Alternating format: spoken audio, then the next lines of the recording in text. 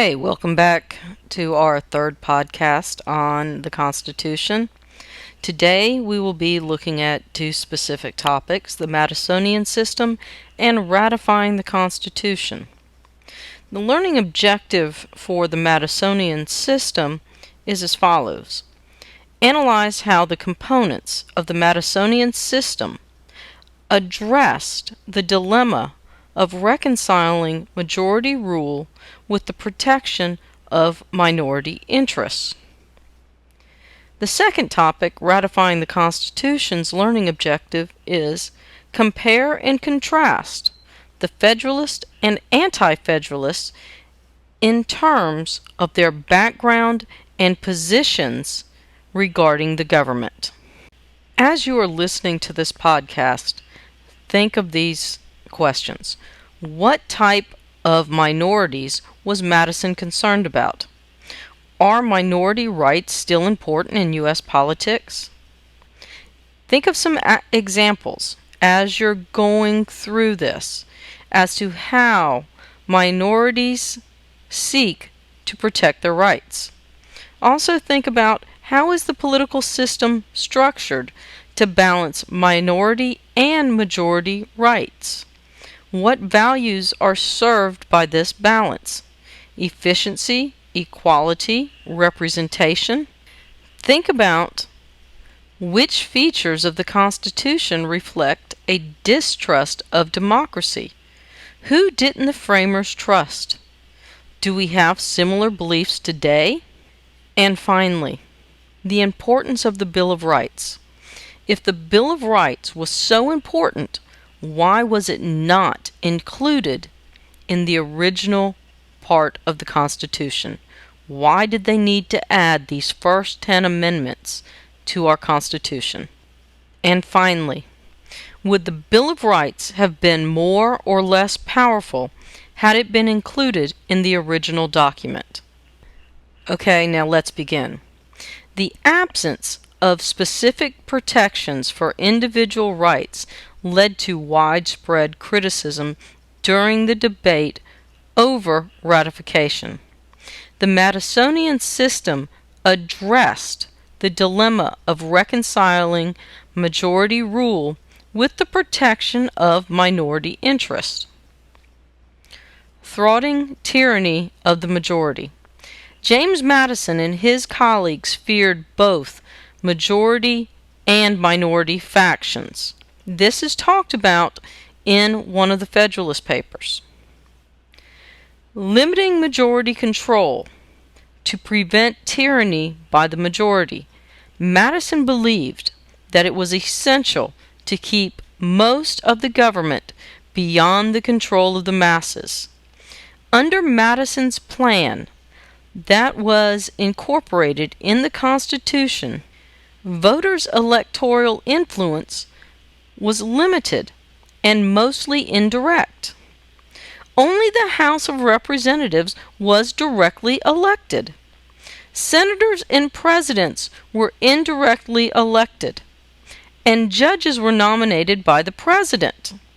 Modified by the 17th Amendment, we now get to elect our senators.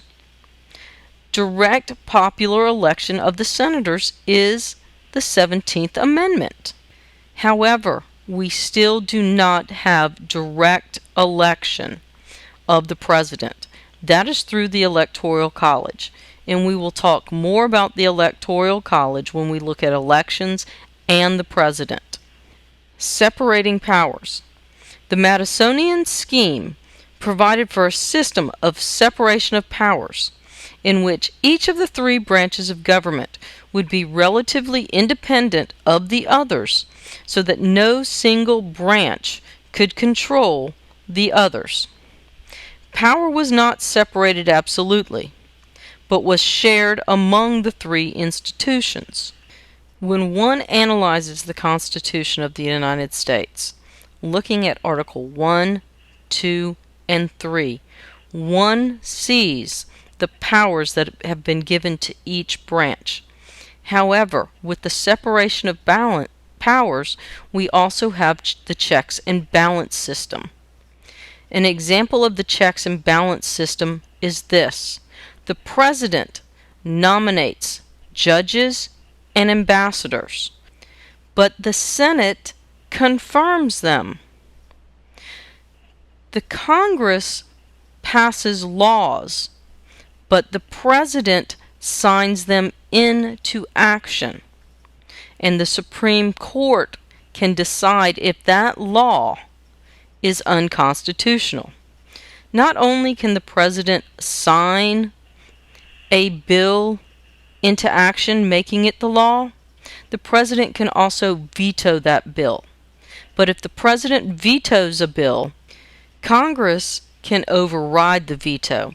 We will look more closely at this when we are studying the Congress during our unit on institutions of government. In this figure, you can see the Constitution and the electoral process in its original plan. Now, since I brought up checks and balances, let's look more closely at creating checks and balances. Since power was not completely separate, each branch required the consent of the others for many of its actions, thereby creating a system of checks and balances that reflected Madison's goal of setting power against power to constrain government actions. I've spoken to you about how the President checks Congress by holding the veto power. Congress holds the purse strings of government, and the Senate has the power to approve presidential appointments, which I've already mentioned. Judicial review, the power of the courts to hold executive and congressional policies unconstitutional, which I spoke about briefly before. However, judicial review was not explicit in the Constitution, but it was asserted by the Supreme Court under John Marshall in Marbury v. Madison in 1803. Establishing a federal system. Since the framers thought much government activity would take place in the states, federalism was considered an additional check on the power of the national government. We will look more closely at federalism when we go through Chapter 3, which is on federalism. This image shows a separation of powers and checks and balances in the Constitution. Be aware of the separation of powers and the checks and balances.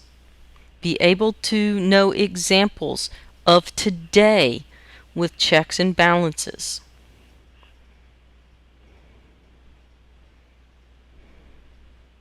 The Constitutional Republic.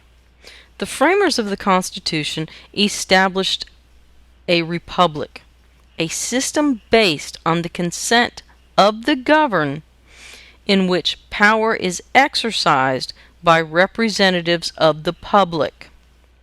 This deliberative democracy established an elaborate decision-making process.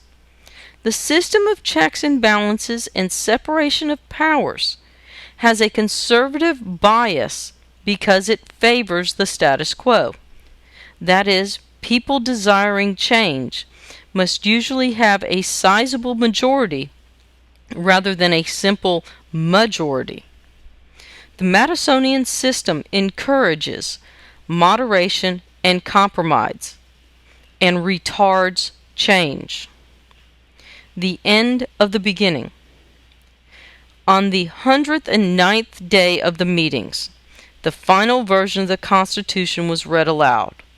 10 states voted yes, and none voted no. But South Carolina's delegates were divided. After signing the document, the members adjourned to a tavern. The experience of the last few hours, when conflict intermingled with consensus, reminded them that implementing this new document would be no small feat. Now let's turn and look at ratifying the Constitution. It is essential to contrast the Federalists and the Anti-Federalists in terms of their background and their positions regarding government. Federalist and Anti-Federalist. A fierce battle erupted between the Federalists, those who supported the Constitution, and the Anti-Federalists, those who opposed the Constitution.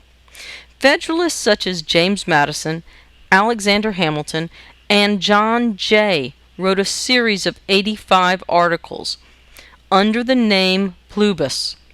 These 85 articles are now known as the Federalist Papers. The Federalist Papers were written in defense of the Constitution.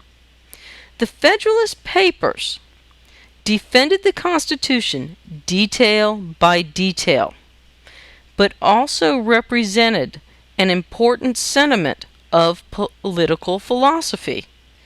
The Anti-Federalists questioned the motives of the writers of the Constitution.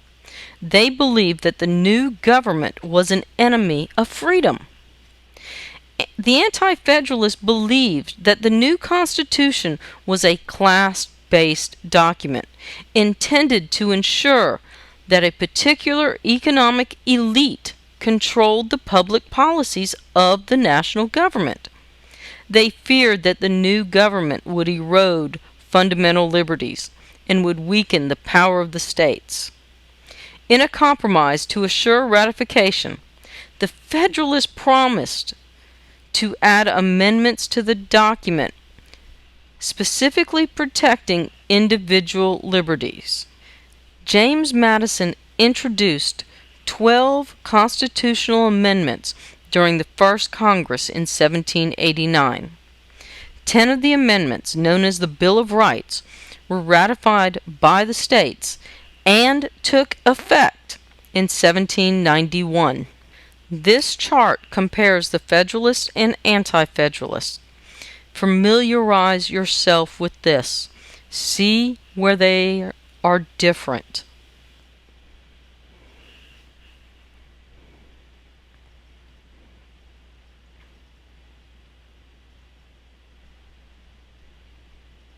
In this chart, we see the Bill of Rights, and they are arranged by function. Know the Bill of Rights and what these amendments say.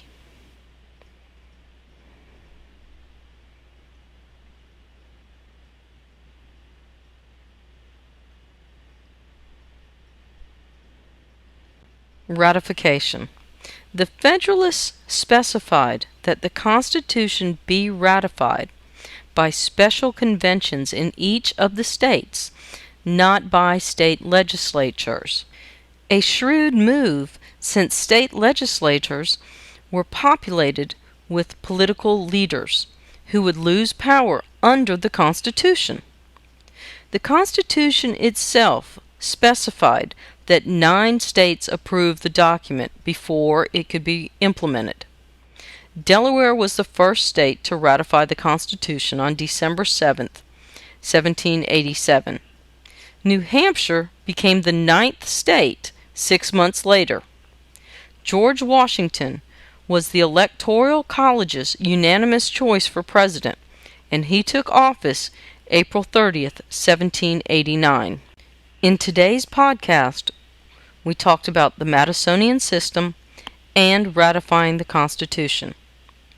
You should be able to analyze how the components of the Madisonian System address the dilemma of reconciling majority rule with the protection of minority interests, and also compare and contrast the Federalists and Anti-Federalists in terms of their background and positions regarding government. Thank you for tuning in to our 3rd podcast on the Constitution.